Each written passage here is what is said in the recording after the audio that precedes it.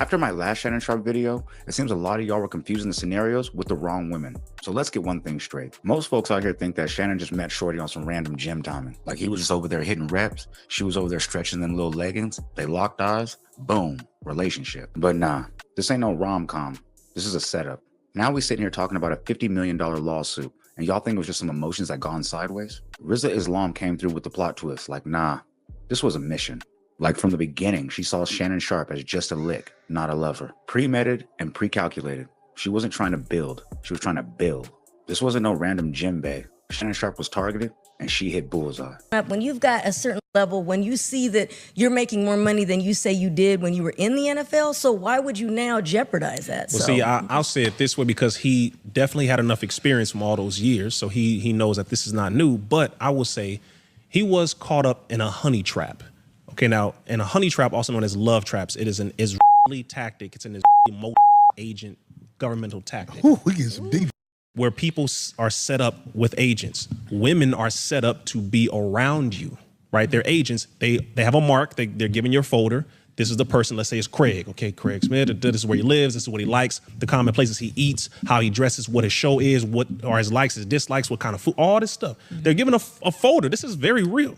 And they study it. They learn everything about you, and they go to the common places where you normally are. Then they start to finish your sentences for you. They start to bring you things. And I saw you over there, you know, like this, man. I like the way you talk, man. That joke was funny, etc. Intention bombing. Intention, all that, love bombing. And right, so you get caught in that. Now I'm a supporter of Rizza Islam, and I believe when he starts cooking, there's definitely some smoke with that fire. His takes are so controversial that anytime I go to any of his channels every other month, they're taken down. But see, I just can't brush that theory off like, all right, whatever.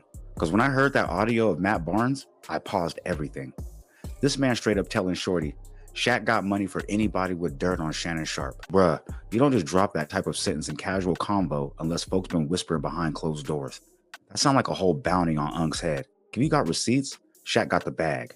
So yeah, I can't automatically call it a reach, because that clip got me looking at the timeline real sideways now. You're on this kind of time, but I was in a group chat the other day, or actually just yesterday, and Shaq said he's paying top dollar for any information on old boy. So, again, I don't know if you're on that kind of time or not, but Shaq is known to throw large sums of money around, so just want to put that out there. I am quiet. Hey, he said, please, please, please keep it quiet. He said that Shannon did some shit back to him a while back, and he's been off him. So that's why he's doing this, but please, please, please keep his name quiet. Now look, Shaq ain't no bitter ex-coworker. He ain't no ex-homie with a grudge, and he damn sure ain't no broke little troll typing in all caps from his mama's house. Shaq a whole billionaire, bro. He's got real power, real pull, and real resources. He's almost at the point where he doesn't have to subtweet.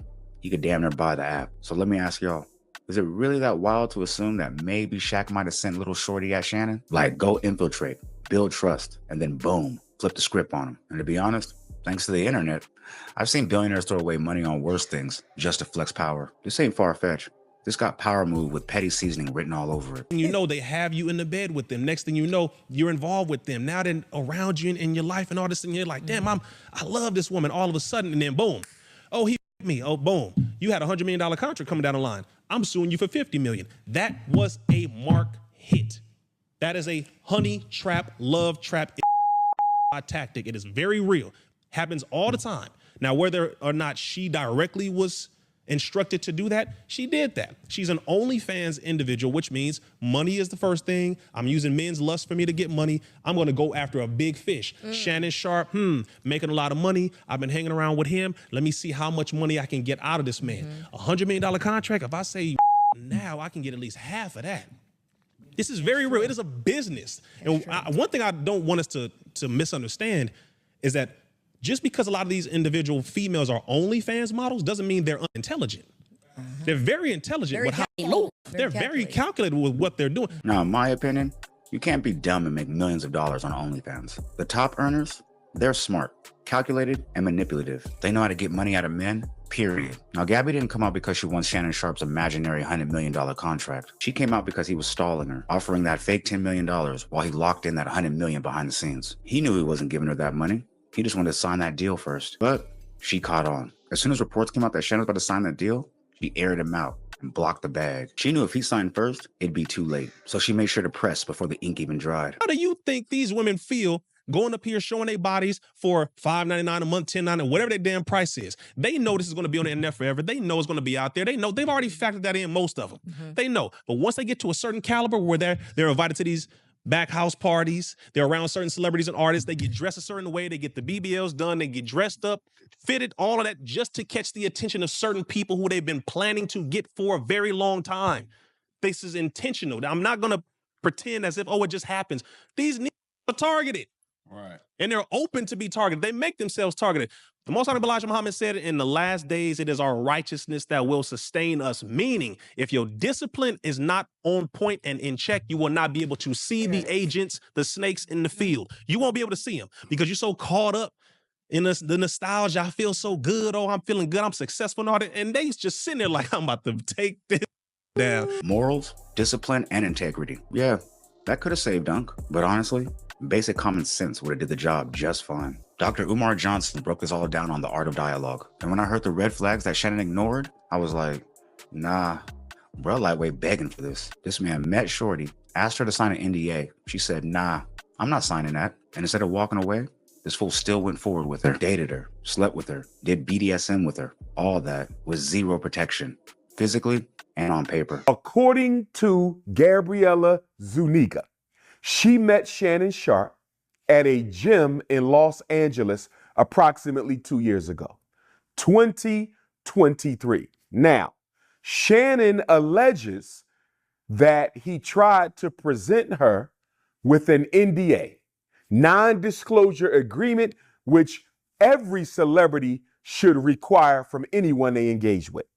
Well, guess what, Art? She decides she's not going to sign the NDA.